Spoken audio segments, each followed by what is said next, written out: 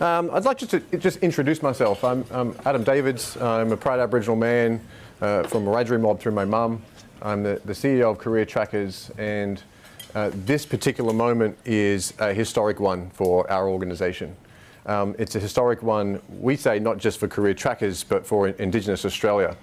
And it's a personal privilege to be able to have this discussion. And I also want to sort of kick this off with a thank you and an acknowledgement to Aunty Barb and our elders and country. We had the most amazing welcome reception at the Sydney Opera House on Tuesday, where Aunty Barb, Uncle Dean, and a phenomenal dance crew welcomed Mr. King to this country. And this conversation for me I feel a sense of cultural responsibility, personal responsibility, but also a professional responsibility. Because as a Fulbright scholar, I was able to see firsthand in the United States the legacy and the impact of Dr. King's work, the civil rights leaders, and how that has been continued through Mr. King. So I want to pay special recognition to Mr. King for taking time away from the United States, given the state that it's in, especially. We know what it means to you, and we want to say thank you. But I also want to say thank you to CEDA and Melinda for helping us to put this on. This is a very significant moment for us. And I'll sort of just offer some comments around, there are incredible legacies First Nations people have throughout this country for tens of thousands of years, and even in modern history. CareerTrackers really seeks to continue that legacy. And quite frankly, and I'll be very blunt, and I appreciate NIT's coverage of my op-ed this week, is we need Indigenous people in boardrooms, not just artwork. And so, thank you. And for me, it really draws attention to, as Indigenous Australians, we are economically vulnerable for as long as we have lower representation of mob in professions. But Australia is also economically vulnerable if we don't have a spread of skills and experiences and networks, and that was raised as a competitive advantage. So I really look forward to this discussion and want to just, the panel really need no introduction, so I'm not going to give bios, but you've heard from Melinda as the CEO of CEDA, so welcome to the panel. Ben Wyatt, I've been trying to track you down for years, and now we're sitting together. This is fantastic.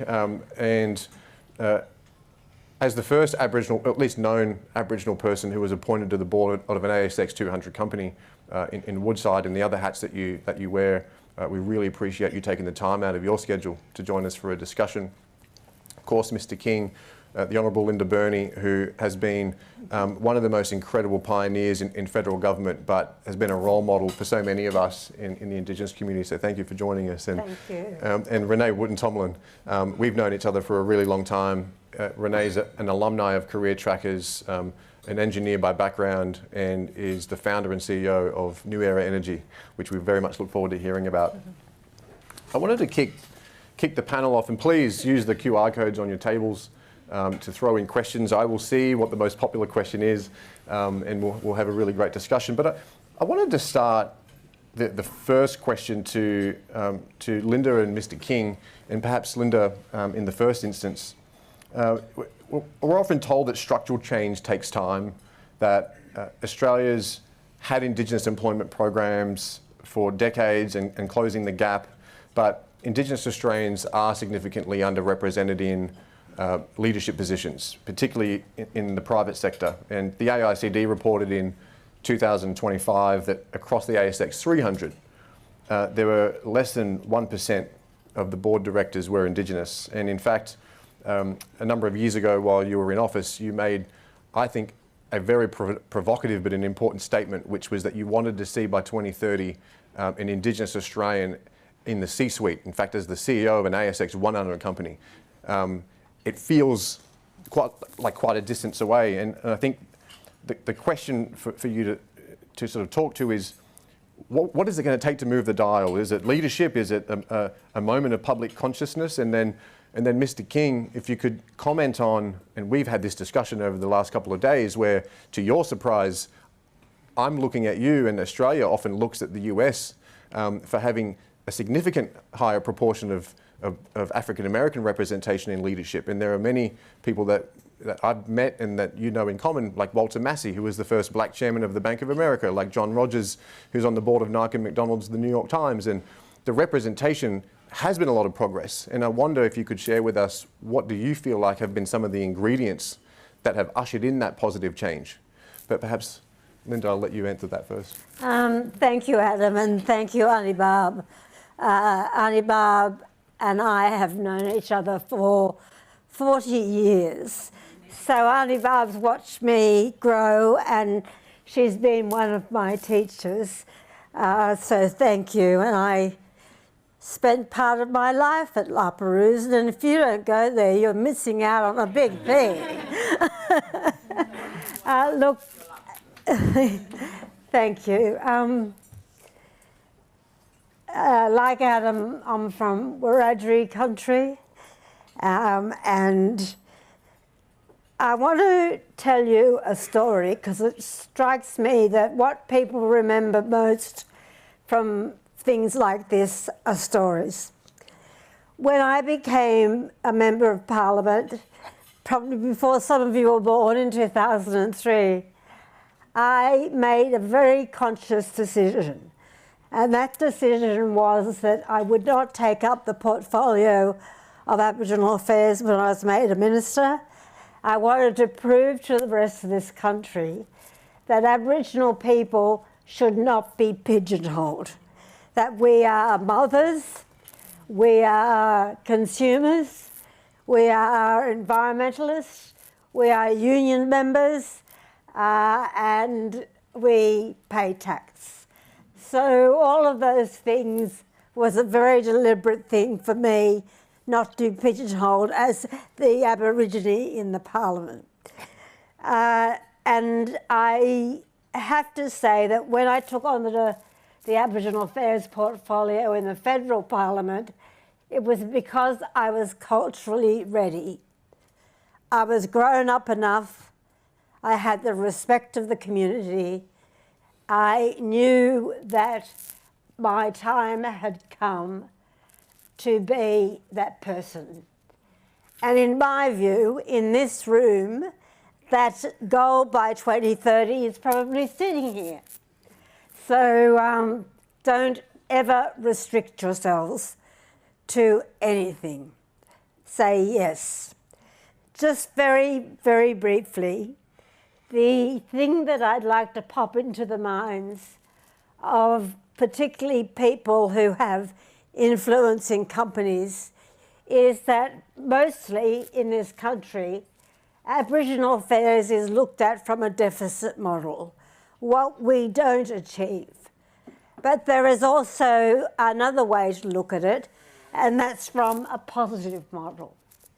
And that's really important, to change your mindset from the deficit model of poverty, of grog, of jail, and all of those things, to the positive model in what we bring to this country. And I have a dream too. My dream is that every single Australian will be proud and celebrate the fact that you are all inheritors, no matter who you are, of living in a country with the oldest continuous surviving culture. And that's my story, but it's also your story. The second message I wanted to leave you with, going on from Adam, and it's something that Dr. King spoke about. It is not just about employment. Of course it's about that, but it is also about governance, where Aboriginal people are sitting at the table of decision making, which is why I became a member of the federal parliament. Not enough to be in, those positions of, well, I don't know what they call AS3s or something, but, this is a long-term project. Nothing about this is in the next election cycle. This is something you commit to for the long term. And the final point I'd like to make is that do not think that structural racism is a myth. It is not. And it happens in the public sector, it happens in the private sector, and it happens in the community sector. And our challenge collectively is to change our mindset, see things from what's possible, what's not possible. Thank you.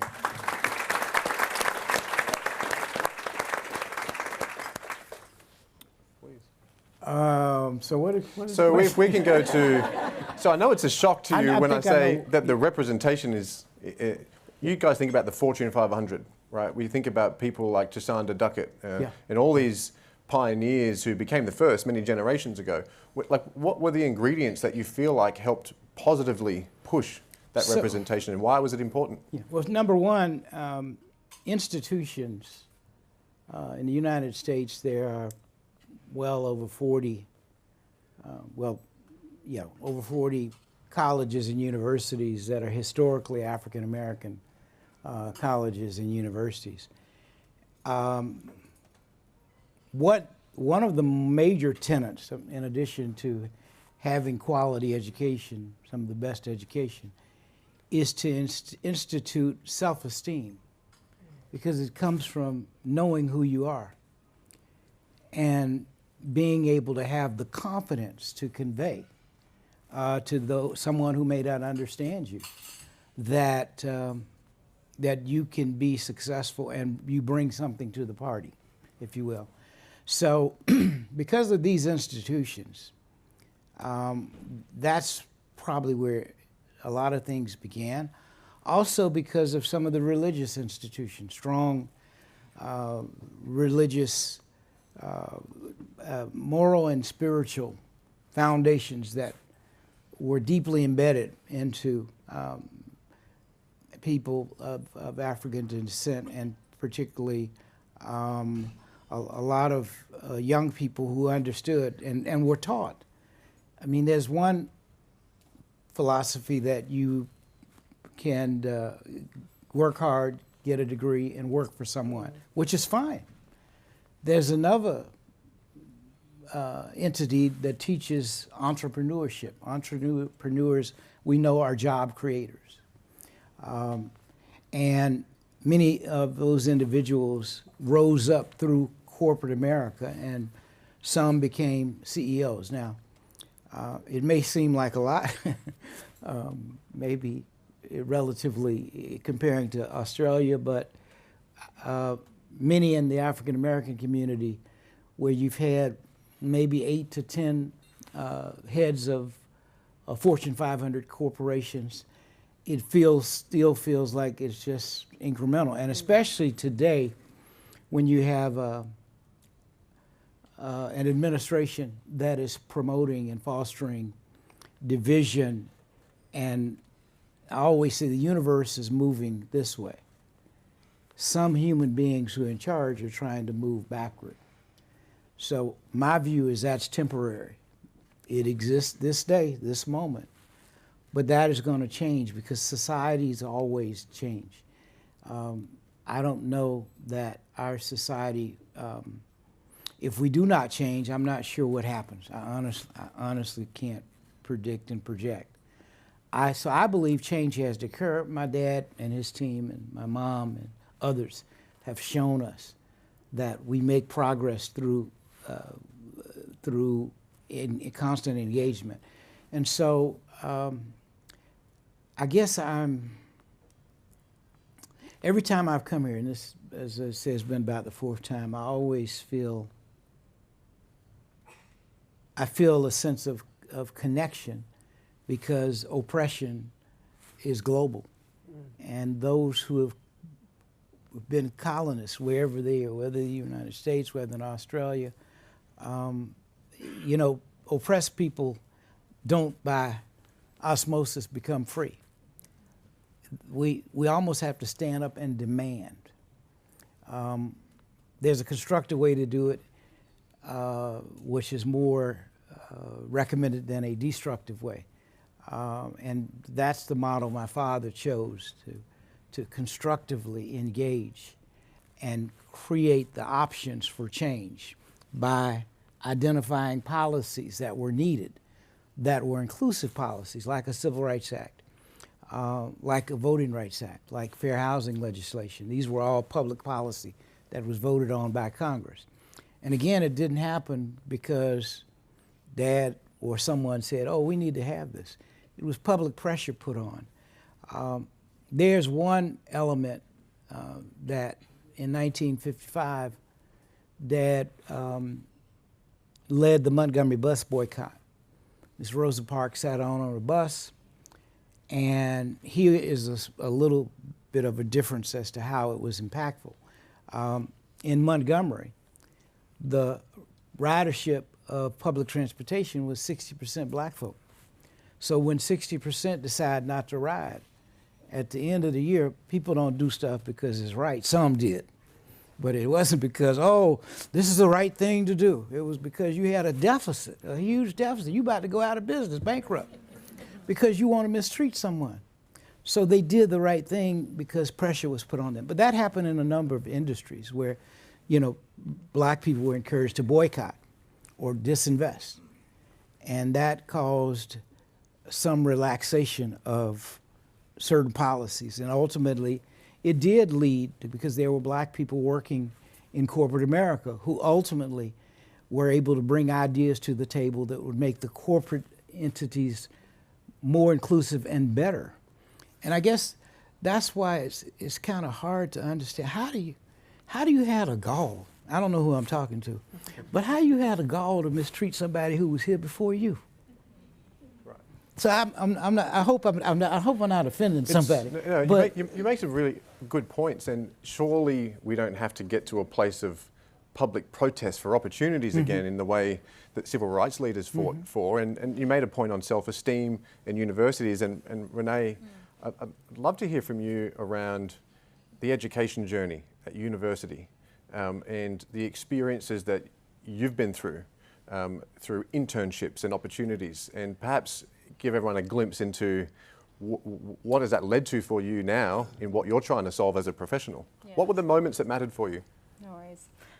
Pleasure to be here with you all. My name is Renee Wootton Tomlin. I'm a proud Thorough woman, an aerospace engineer, pilot, and now the founder and CEO of New Era Energy. When people hear my credentials, they get scared and assume that I perhaps was always on this path to success. And something that I've learnt as an engineer is to recognize patterns and systems, and ultimately am now in a privileged position enough to recognize the systems that need to be in place for any individual to succeed in life. What I'm talking about are things like housing, finances, health, education, and experience. And when I think about all of those systems coming together, you certainly start to realize that every one of us has had access to those systems, which is why we are uniquely placed here today. That wasn't by default.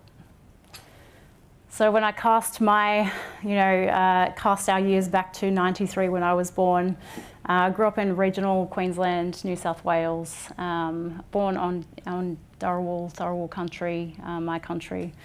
And growing up, I think what faces most Indigenous people is they don't have access to all of those systems I just mentioned. A few more might be mental health, housing stability. There's so many things that have to come together. And for me, I think, I made it to university in 2011, but for me to get there, there were so many systems that had to come before that. Air Force Cadets was one. It was the organisation, the program that brought me into the world of aviation and helped me find my passion and purpose in life. From there, it was the Australian Indigenous Education Foundation, who paid for 8 years of residential accommodation for me to attend university in one of the most expensive cities in Australia. From there, it was a conversation with the Dean of Engineering at UNSW to say that if you don't score a 93 ATAR in your small regional town in Taree, Wingham area, for anyone that knows it, Biripi country, I'll let you into an alternative pathway if you can score an 80 ATAR at minimum. I got an 80.1. All of these opportunities and doors of opportunity happened at exactly the right time that completely transcended where my journey took me. And I feel like it's not by accident that I'm up here today. When I first got to UNSW, it was the first time that Shalom College, Shalom Gamarada trustees opened up social impact funding to students that weren't doctors at the University of New South Wales. And so I was the first engineer that was able to be fully assisted through that 8 years of education. And like I said, that was just the starting line getting to University of New South Wales. There were so many support mechanisms that just got me there. And then I met Adam and Michael Coombs, the founder of CareerTrackers, and sat down with them, and they provided the first look into the possibilities of what a life could look like as a young Indigenous, fair-skinned woman trying to not only enter engineering, but build a career for myself. They sat me down and they said, well, we've never had an aerospace engineering student before, so where do you want to work? Do you want to work in defence, Boeing, Airbus, or Qantas? And you can imagine at that point I was crawling my way just to get to the starting line. So then to have such a simple conversation presumed that I would just walk in and fit and belong, and that opportunity should be mine, blew my mind. And I put my hand up and said Qantas, not knowing at all what that meant. And I stand by my past self in just, you know, the immense appreciation I have for what Qantas has gone on to do for me, my mindset, my skills, my capability as an Australian Indigenous leader for our country. So CareerTrackers provided ample support. We talk about the doors that they opened, but it's not just the doors that they've opened, it's the sustained support that I've now received over 15 years of my career. I'm not here by accident. It was initially a learning contract that stipulated you must go and meet 5 people from outside of your team and interview them and find out what their story is, which gave me curiosity and permission to ask questions from strangers. That was transformational for me. From there, it was the constant questions and the calls I could make to my student advisors when I had moments of immense doubt or had forks in the road around what decisions I was going to make and what career path or what job or, you know, who I should reach out to for support. I think something that people forget is when you walk into a workplace, you're not only obviously expected to perform, but a CareerTrackers intern walks in with immense self-doubt, maybe no security around housing and finances, cultural identity that is incredibly confused because the external validation is always you're not good enough, or you're not enough of this, or you look like this, you're not that. So you're constantly questioning yourself. You don't have an immense sense of self. And what CareerTrackers does is it places us in paid structured internships over multiple years. It helps us expand our cultural identity. You know, community is a key pillar of the CareerTrackers program that says you can join this community, we expect excellence, we need you to turn up and get skilled up, but at the same time we need to think about the brothers and sisters, aunts and uncles that aren't here yet. How can we turn around and make sure we're bringing others with us? What is the ripple effect? And so for me, I've grown up in, I would say, the most exceptional leadership model that Australia has to contend with, and that is CareerTrackers, make no mistake. On top of that, I grew up in one of the most efficient and capable beasts, that is Qantas Airways. Now, Qantas is in the media quite a lot, but what you don't see behind the scenes is how efficient, optimised and transformational that business is, and there is a reason that airline has been around for over 100 years now. They teach you to be the best in the business, and that is why they are here today. So for me, I've now learnt how to execute and build things exceptionally well thanks to Qantas. I've learnt how to lead people thanks to CareerTrackers, and I've learnt in a values system that is unmatched. In many corporates across Australia, We're taught to grind, to be self-motivated, to be competitive, to be the best that we can be. But we're not taught to look out for our brothers and sisters or our peers and to make sure that we're checking in and leaning in often. And it's kind of a contemporary consideration. It's a contemporary value for a lot of organisations. And there are some great organisations that are doing it well, but it's still an early conversation. And I think what Indigenous knowledge has always helped us remember is we are not one, we are many. We are in this together. We have to turn around and look back to our young people and make sure we're upskilling them and bringing them along the journey. So all of this has, transcended in experiences across Western Sydney Airport, Qantas, NASA's Jet Propulsion Laboratory in Los Angeles, LanzaJet, a major US corporate that has built the first ethanol to jet plant and is trying to decarbonise aviation and give us a fighting chance at climate resilience and the energy transition in our short-term future and in the crisis of our generation, which is the climate crisis. I am in the incredibly privileged position to now have Indigenous knowledge, values and systems, the ability to execute and the knowledge to understand how we can bridge the gap between our energy systems today and the energy systems of our future. And that is why I am building New Era Energy. New Era Energy is here to help Australia build a future fuel supply. We are at a decision point where we can continue to import fuels and remain dependent on other nations, or we can build our own clean energy systems and decarbonise hard-to-abate sectors. But we have to invest in people, policy, innovation and technology. And historically, we've never been good at all of those things. So why not give us a fighting chance? And I think that that's what the Career Trackers model has given to me. The power to see the impact that you can make if you have one or two good people trying to change the system. And so I am here to change the system with New Era Energy. Please give it a round of applause. Incredible. Ben and Melinda, we got to scale this work, right? And to scale things, you need leaders, it needs good governance, it needs strategy. And I think for the two of you, both of you have worked extensively in boardrooms as executive leaders around the country. And we know that investors, customers, staff, stakeholders, regulators, they're increasingly focused on inclusion as a performance issue, and boards and leaders are attuned to that. But we're still primarily concerned, it seems, with box-ticking exercises and optics, and avoiding reputational risk perhaps might be an example of that, over genuinely making change. Like what else needs to be considered at a governance, leadership and in an industry level to move the dial on these issues and scale? Thanks, Adam. I guess a bit of ambition, to be honest.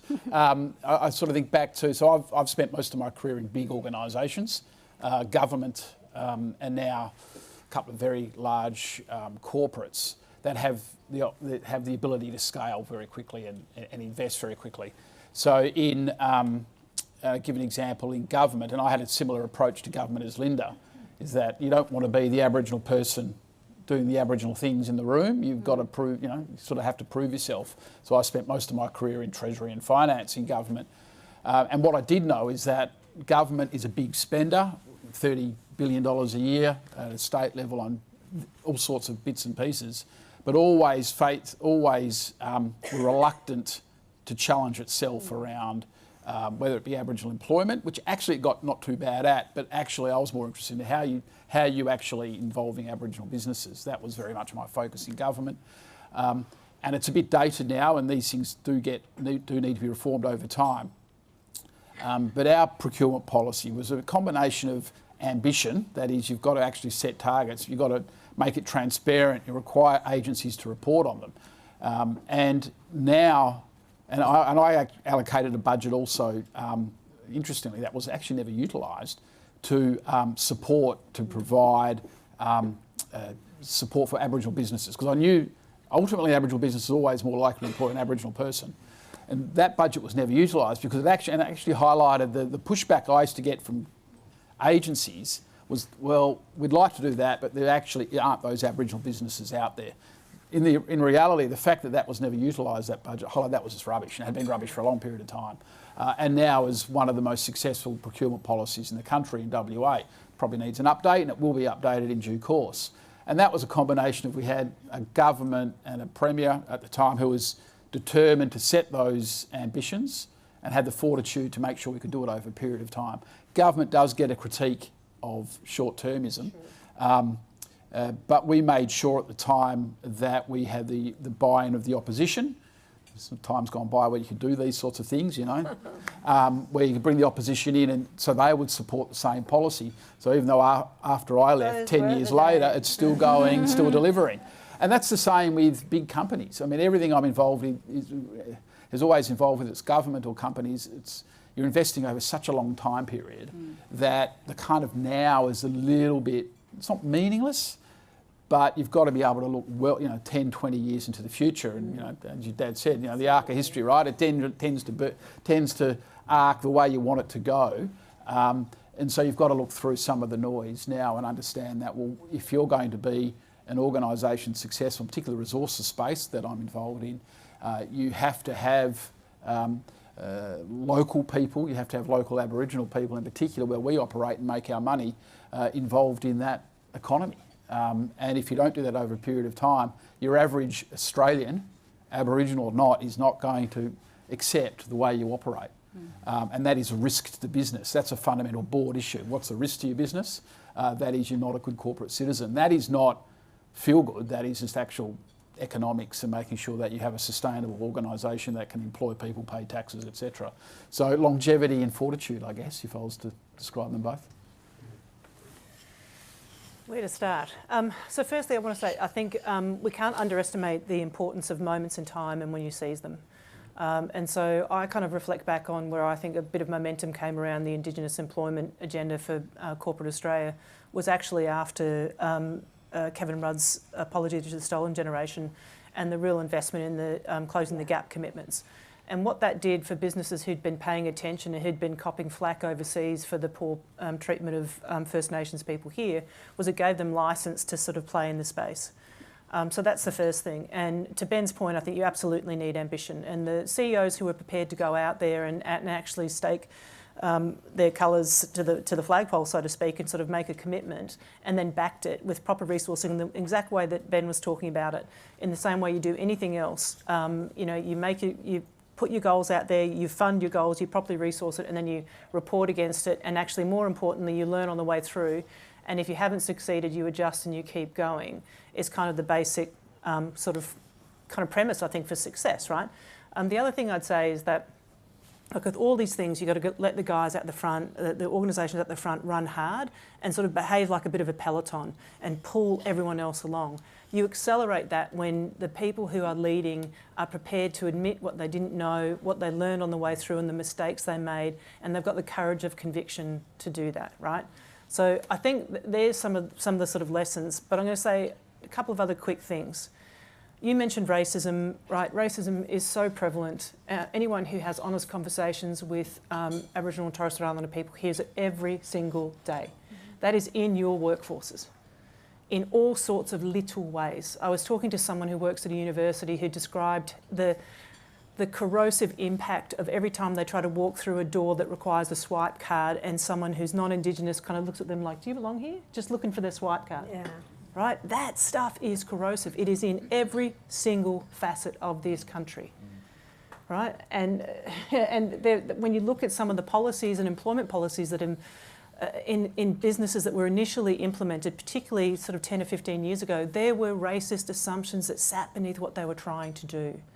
Entry-level positions alone, assumptions about what trajectory these people would have in the organisation. Like I'm trying to be really blunt, but and I know it's uncomfortable with some people. That's the fact of the matter.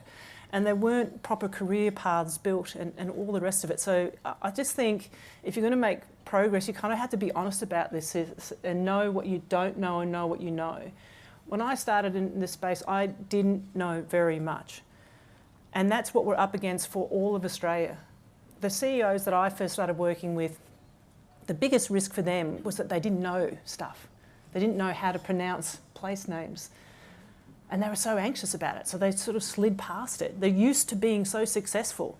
They didn't know the history. And once you start learning and you talk to other people, we're fighting against the education system here. People don't know. That comes into every workplace. So number one, we just got to get people educated. And that's on all of us to sort of lean into that.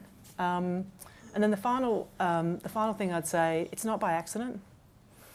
None of this success isn't by accident. And the hardest thing in any organisation, anyone who runs an organisation or leads people, it's cultural. And creating success, it relies on a culture of inclusion. And that is so hard. And it requires all of us who aren't First Nations people to listen. Listen and empower. And what I've observed in the boards that I sit on is when you do that, and often it's through the lens of Indigenous employment because we actually admit we don't know, unlike gender, when you get that right, you start to actually see the culture and the managerial capability of your whole organisation evolve. I want to jump to a question in that's been nominated here. I think it has the largest number of votes on it.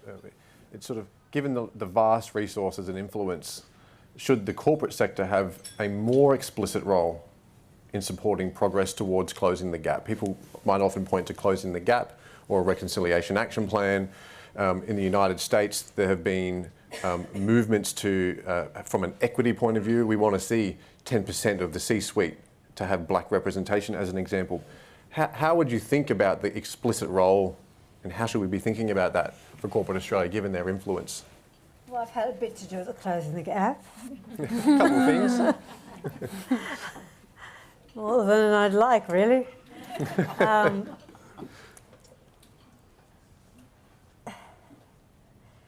I think your question's important, but when you have a look at the way in which the Close the Gap targets have been developed and what they are, it really is a lot to do with working out what part or what targets the corporate sector is responsible for. Because the corporate sector is not responsible for a lot of them. For example, water management, for example. Not water management, but the amount of water that is under control of Aboriginal and Torres Strait Islander people. Early childhood education. I've always had a view that there are too many targets and that you try in government and through the Coalition of the Peace to address every target. And when you're trying to do that for 16 targets all the time, invariably not much gets fixed. And I just before leaving Parliament, I got to the point of convincing people, why don't we say we'll choose 3 targets annually and concentrate on those instead of trying to do everything. Unfortunately, I left, and I think that's gone by the wayside. So it seems to me that closing the gap has become a bit of a catch-all, and I think it needs redefining.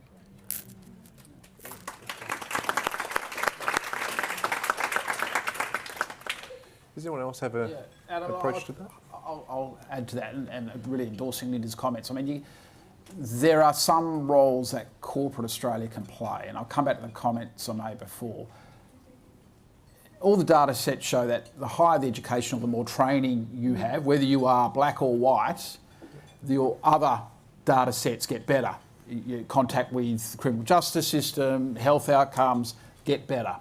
And so when I look at the companies or the government that I was involved with, it was like, how do we ensure that Aboriginal people are getting opportunities for to share in the wealth of the nation, jobs, business, investment, access to capital.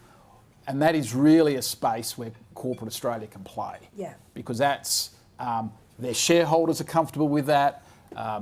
It makes sense to the role they play. Ultimately, there can be a great hostility to corporates playing in spaces they shouldn't, or where government historically has played in Australia. So you just need to be a bit careful where there are some things where corporate Australia has a natural advantage. And I think that's why when I look at things like contracts to Aboriginal businesses, because in the end, what you are actually getting are healthier families and better outcomes across the spectrum, simply because people are working or they're investing or they're getting the advantages of capital being invested. Can I just add a Please. very quick one? Look, I think, I spent many years with Reconciliation Australia, and reconciliation action plans aren't perfect, but they're an important tool. And they hold organisations to account, and we've seen that really credibly. My experience there was that for corporates that are not doing this as a sort of add-on or a side thing or a charity or whatever, they see it in their business and core to their business, they have a profound and can have a profound impact. But the more general comment I wanted to make is that we've kind of got this funny attitude towards corporate Australia now. I'm not quite sure where it tracks back to, but forever businesses have been important in our community, forever. The banks had big branches in communities. The bank managers played a role. The leaders of these businesses are smart, engaged, connected people. They employ thousands of people. They're the fabric of our economy, and they're connected to the community and society. So of course they should have a role. I don't understand why we're sort of saying you should play in this space and not play in that space. And with all due respect, I think there's some things they do better, but also, I just think I kind of find it a bit interesting that there's these lines drawn around a CEO who's a human being, who's got family and employs thousands of people and has interest in all these things. So, I think if I could just add to that, I think I don't know the answer to this, everyone, but it seems to me, in fact, I know this to be a case. Outfits that are committed to Aboriginal employment and development usually have a champion. Instead of it being part of corporate responsibility, it's because someone at the senior level has a passion, and that therefore makes a patchwork of outcomes. So wouldn't it be amazing if there was an ethos across all companies? Yes. I'm going to get nudged to round us out at this point. I want to offer some comments to lead into really the final question for everyone, which is what are the one or two non-negotiables that you feel are the most necessary to be focused on? And I think when I hear the conversation, we sort of navigated social responsibility, we're talking about people and capabilities. Indigenous excellence is a really core part of this. There's no shortage of Indigenous excellence, but we've got to unlock it.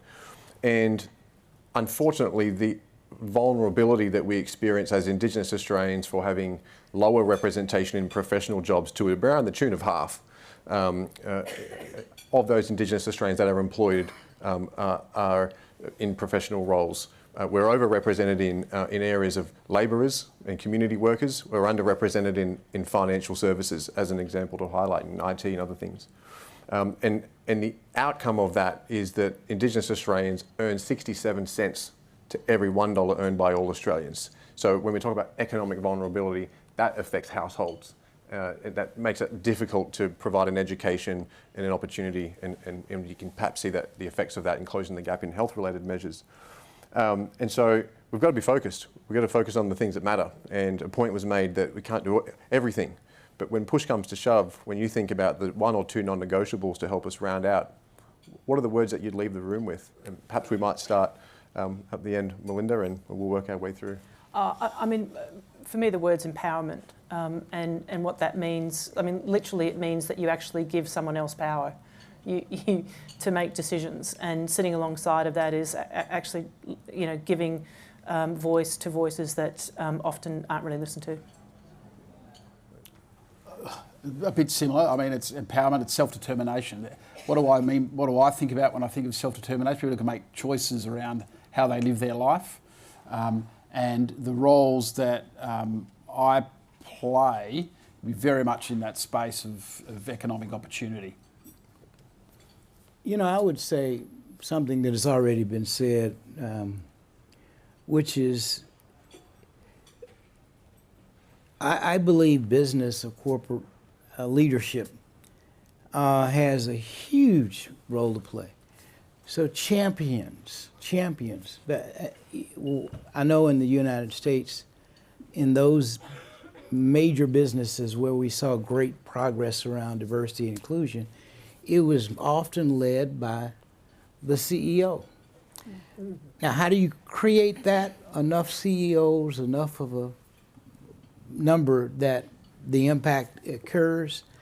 It hopefully it won't just be one person, but you need champions. That is, to me, where the answer lies, creating the climate for champions to feel like this is something that we must do. It's the right thing to do. It also benefits the entire society. The two things for me, well, can I say two things? The two things, among many things, is that you have to have a long-term view about this. It will not happen overnight, and that is important. The other thing that I'd say is that we've all got to examine our own knowledge base, and whether or not we know the true and whole history of this country, or we don't. And for me, I had the privilege of leading First Nations engagement at Qantas for 2 years at an executive level for the first time in the country, in the history of Qantas. And my peer, Sarah Ryan over here, who's from Qantas, helped me deliver on that role. In that 2 years, we rolled out training to 18,000 staff across the country on why reconciliation matters and why we have a reconciliation strategy. That was rolled out over and before, during and after the Voice and the referendum vote. And what was exceptional was people walked in being like, ugh, another training program. Why do I have to be here? My job has nothing to do with this. They walked out with embarrassment, guilt, tears, and a changed mindset, which we hope lasts forever. And what that drove was this upswell of engagement, behavioural change, and mindset shifts that literally propelled. We had that many people volunteering their time to support, we didn't know what to do with them. So education, to Auntie Linda's point, is key. People need to understand why these things are important and don't assume they understand that. You would assume that the government or our schooling and syllabus would include that why for all Australians, but that was systematically and intentionally left out for many, many generations. That's my first point, education. My second would be systems bias. Stop assuming that recruitment, leadership development, people's careers are managed by the systems that exist today. There is a reason why Indigenous people are not your peers, the majority of your peers are not in leadership roles. It's because the systems innately leave them out. My story is a perfect example of that. I was brought in by external systems to help me get supported through the ones that are mainstream today. Sarah, I'm going to speak on a piece of work that you did, but Sarah did some incredible work before I arrived into the role, which was to scrutinise where Indigenous people were falling and dropping out of the recruitment process. And they systematically introduced changes and bridges to bring people back in and ensure that they made it through to the final rounds where they met other criteria that was not mainstream. And through that, we were able to grow our Indigenous representation. But that then led into the next challenge was how do we keep them here? How do we keep them safe in those jobs? And how do we make sure that they move into leadership positions? And that is future work that all of us have to go through, is what are the systems in our unique companies that need to be interrogated to understand where people are dropping out and why. Thank you. In my attempt to summarise all of this, I hear the champions, CEOs, we need to be actively engaged. They can't step back. We need to have long-term, it needs to be based on truth-telling. That's what makes us genuine. We have to acknowledge the challenges and stare into them. We have to have an empowerment view. We have to focus on education. right now, this week, CareerTrackers has brought together hundreds of Indigenous undergraduate students on the other side of the city at Novotel Olympic Park for 3 days of leadership training where they've heard from Mr. King and they'll hear from other leaders. And on the other side of the city, in Redfern, 200 of Renee's peers, mid-career Indigenous professionals, are also gathered to gain empowerment, to gain opportunity. They're hearing from people like Brian Hartzer, the Chief Financial Officer of Commonwealth Bank, Alan Doherty, community leaders. And we proudly, we take a great insight from this discussion, from those themes that have emerged from this, and I think it gives programs like CareerTrackers a really good footing to think about the long term. We've proudly partnered with more than 400 employers, many of whom are CEDA members, and 26 of them in particular signed a monumental 10-year partnership, which was unheard of at the time, and we intend to go further. And so I really want to thank everyone for your support, for turning up, to being a part of this discussion, and in particular the panel, for helping us to think about the future in a long-term, empowered, genuine way that we can bring champions along and move one step closer. So a round of applause for the panel, please. Thank you very much.